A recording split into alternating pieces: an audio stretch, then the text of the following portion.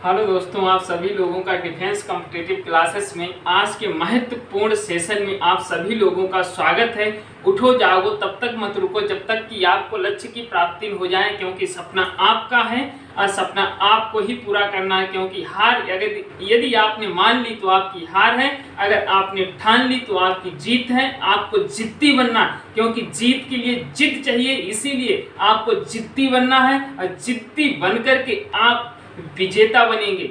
इसीलिए हम लोग एक महत्वपूर्ण सेशन के बारे में बात करने जा रहे हैं और वो एक प्राचीन इतिहास से संबंधित सेशन है। जैन धर्म, जैन धर्म क्या है, इससे बनने वाले सभी क्वेश्चनों के बारे में हम लोग पढ़ेंगे और यहाँ से हर प्रतियोगी परीक्षाओं में क्वेश्चन पूछे जाते हैं।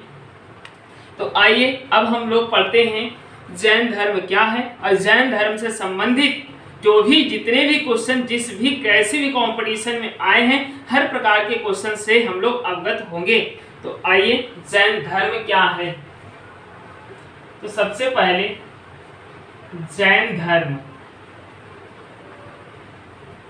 अगर हम लोग जैन धर्म की बात करें तो जो जैन शब्द है, जो जैन है वो एक संस्कृत शब्द जिन से बना हुआ है और इसका अर्थ होता है विजेता, जितेंद्रिय। तो जैन शब्द, जैन जो है वो जिन शब्द से बना है। जिन एक संस्कृत का शब्द है जिसका अर्थ होता है विजेता। तो जैन जो है वो जिन संस्कृत शब्द से लिया गया है जिसका अर्थ होता है विजेता। जो जैन धर्म के अंतर्गत जो महात्मा लोग आते हैं, जो जैन धर्म के महात्मा हैं, इन्हें हम निग्रंथ कहते हैं, अर्थात वंदन रहित कहते हैं। तो जैन महात्माओं को, जैन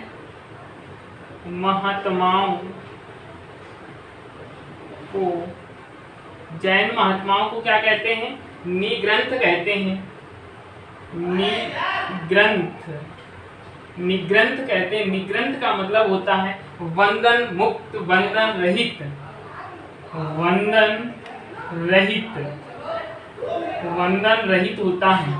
इसके पश्चात जो जैन संस्थापक हैं, जैन संस्थापक हैं, इन्हें हम लोग तीर्थंकर कहते हैं। तीर्थंकर कहा जाता है। तो इतनी बात समझ में आए। जैन जो एक संस्कृत शब्द जिन से लिया गया है जिसका अर्थ होता है विजेता, और विजेता को हम जितेंद्रिय भी कहते हैं।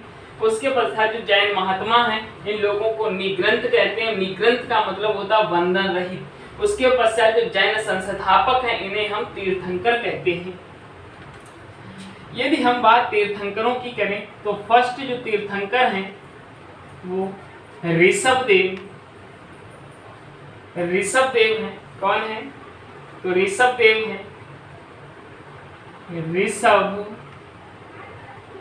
हैं।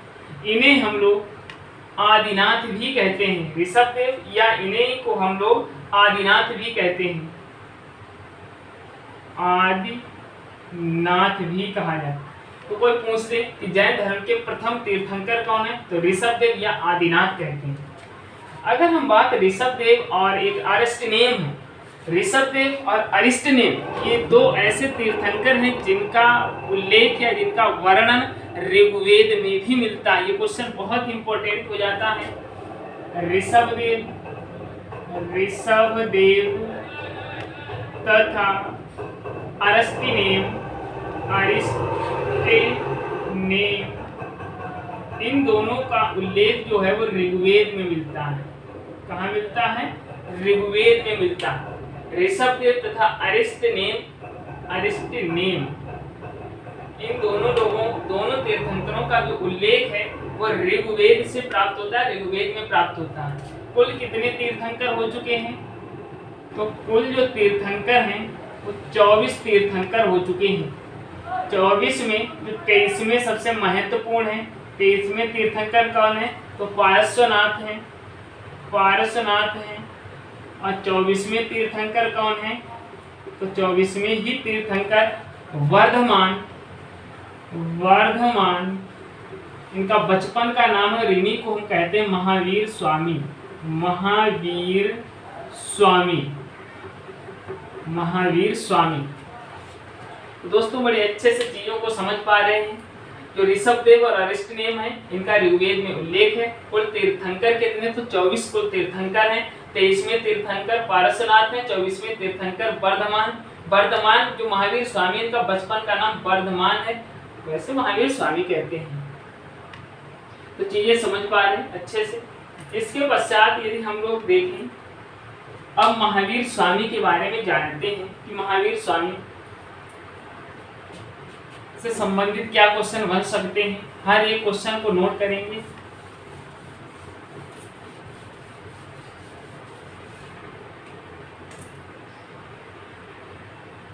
महावीर स्वामी, आपका सपना ही अगर वर्दी पहनना है, यदि आपका सपना है किसी भी जॉब को पकड़ना, तो हर एक क्वेश्चन को आपको हल करना होगा, हर एक क्वेश्चन को आपको पढ़ना पड़ेगा। जैन धर्म से संबंधित हर किसी प्रतियोगी परीक्षाओं में क्वेश्चन बहुत ज्यादा पूछे जाते हैं। तो महावीर स्वामी जैन धर्म के अंतिम व 24वें नंबर के तीर्थंकर थे। महावीर स्वामी की बात करें तो इनके जन्म से संबंधित अगर चीजों को देखें तो विद्वानों का बहुत ही मतभेद है। महावीर जो स्वामी हैं, इनके जन्म से संबंधित बहुत सारे मतभेद हैं। मतभेद क्या है? कुछ विद्वान मानते हैं इनका जन्म 599 ईसा पूर्व में हुआ, तो कुछ मानते हैं 540 ईसा पूर्व में हुआ है। 540 ईसा पूर्व में मानते हैं। कहाँ पर हुआ? तो कुंडलग्राम, कुंडलग्राम। और कुंडलग्राम जो है, कुंडलग्राम में एक जगह है, या हम ऐसे कह रहे हैं वैशाली के निकट कुंडलग्राम में हुआ है। तो महावीर स्वामी से संबंधित अगर जन्म से संबंधित बातें की जाए तो अलग अलग किताबों में अलग अलग डेट दे रहे हैं, और इनके जन्म से संबंधित कोई विशेष तरीके से ऐतिहासिक साक्ष्य नहीं प्राप्त हो पाए। तो जन्म से संबंधित अनेक विद्वानों के मत हैं, मतभेद भी उत्पन्न हो रहे हैं। तो कुछ विद्वान जन्म इनका 599 ईसा पूर्व मानते हैं, तो कुछ विद्वान 540 ईसा पूर्व मानते हैं। और कहाँ हुआ था? तो वैशाली के निकट कुंडलग्राम गांव में हुआ था। इसके पश्चात बात करें तो इनके पिताजी का नाम क्या था? तो इनके पिता का नाम सिद्धार्थ था, सिद्धार्थ था। माता की यदि हम बात करें, माता का नाम त्रिशला था, त्रिशला था। और पत्नी की यदि बात करें तो यशोधा था, यशोधा, यशोधा था। इसके पश्चात अगर हम महावीर के बचपन की बात करें, इनके बचपन का नाम क्या था? बचपन का नाम तो वर्धमान था, वर्धमान। ये क्वेश्चन सबसे ज्यादा पूछा जाता है कि महावीर स्वामी का बचपन का नाम क्या था? तो वर्धमान था। इसके पश्चात इन्होंने क्या किया? ज्ञान की प्राप्ति के लिए 30 वर्ष की अवस्था में महावीर स्वामी ने ज्ञान की प्राप्ति के लिए 30 वर्ष की अवस्था में गृह त्याग दिया, सन्यासी बन गए और 12 साल की कठोर तपस्या की। और कठोर तपस्या करने के पश्चात इन्हें ऋजुपालिका नदी के तट पर एक साल के वृक्ष के नीचे ज्ञान की प्राप्ति हुई है, या कैवल्य की प्राप्ति। जो महावीर स्वामी को ज्ञान की प्राप्ति हुई है, इसे कैवल्य भी कहा जाता है। ये क्वेश्चन पूछा जाता है। तो महावीर स्वामी ने 30 वर्ष की अवस्था में गृह त्याग किया, गृह त्याग कर दिया और 12 वर्ष की कठिन तपस्या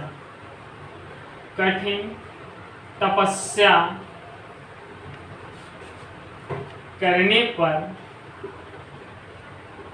इन्हें ऋजुपालिका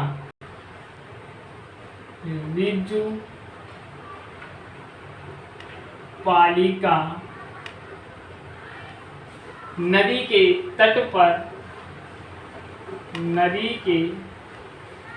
तट पर साल वृक्ष के नीचे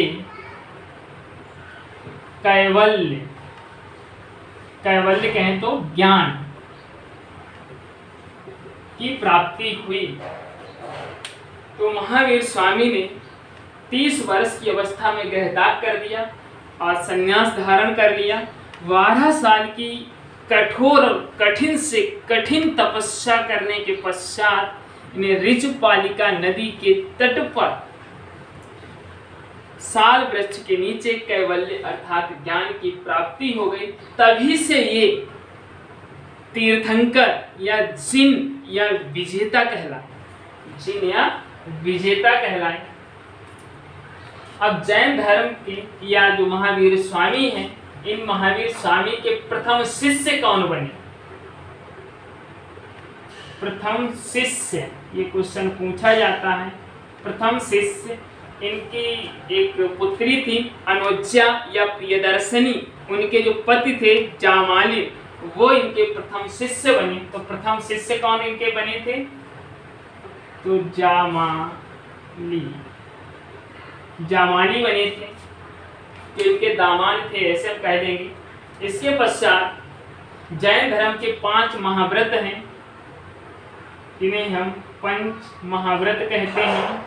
महाव्रत, ये क्वेश्चन भी पूछा जाता है सबसे ज्यादा। जैन धर्म में कितने महाव्रत हैं? तो 5 महाव्रत हैं। 5 महाव्रत कौन कौन से हैं? तो पहला सत्य, जैन धर्म में कहा गया है कि सदैव सत्य बोले। दूसरा अहिंसा, अहिंसा का मतलब प्राणियों को ना मारें, प्राणियों, पक्षियों, पशु, किसी को ना मारें। उसके पश्चात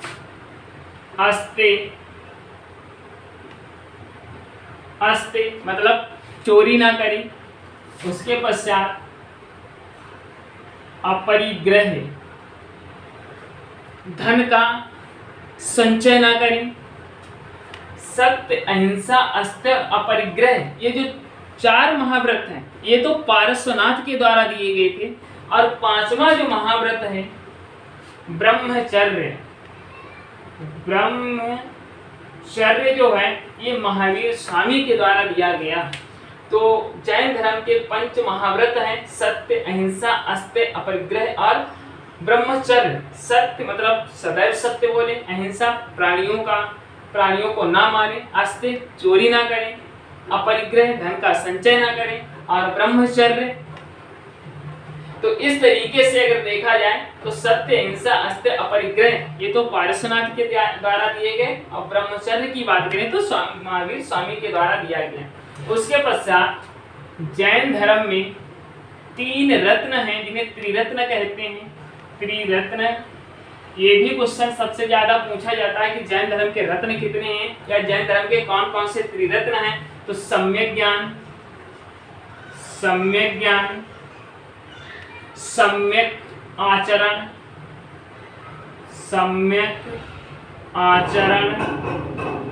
और सम्यक दर्शन। तो जैन धर्म के 3 रत्न हैं।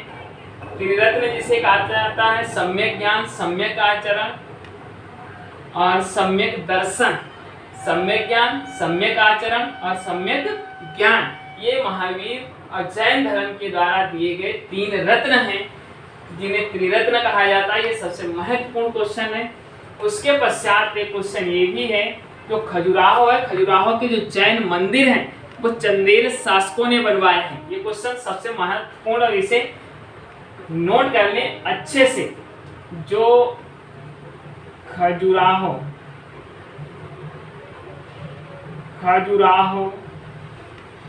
के जैन मंदिर का निर्माण किसने करवाया? तो चंदेल शासकों ने करवाया, शासकों ने करवाया था। उसके पश्चात जो जैन धर्म है वो दो संप्रदाय में टूट गया था, श्वेतांबर और दिगंबर में टूट गया था।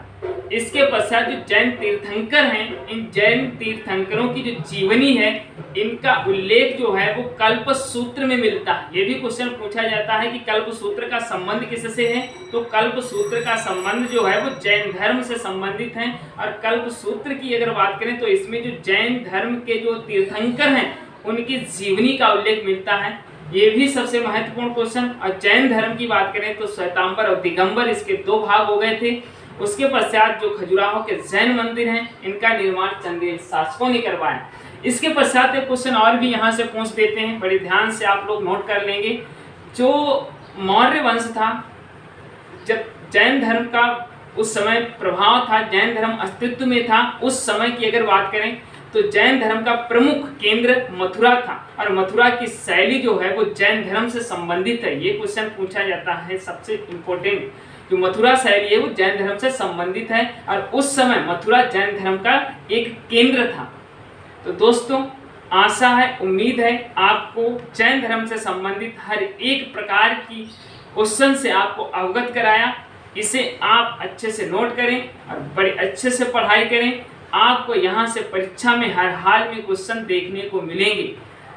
तो अपनी तैयारी और अपनी काबिलियत पर भरोसा रखें। देश के महिलाओं, बच्चों, सैनिकों, अन्नदाताओं का सम्मान करें, क्योंकि देश की आन बान शान है और हमारा गर्व है देश के अन्नदाता, देश के जवान।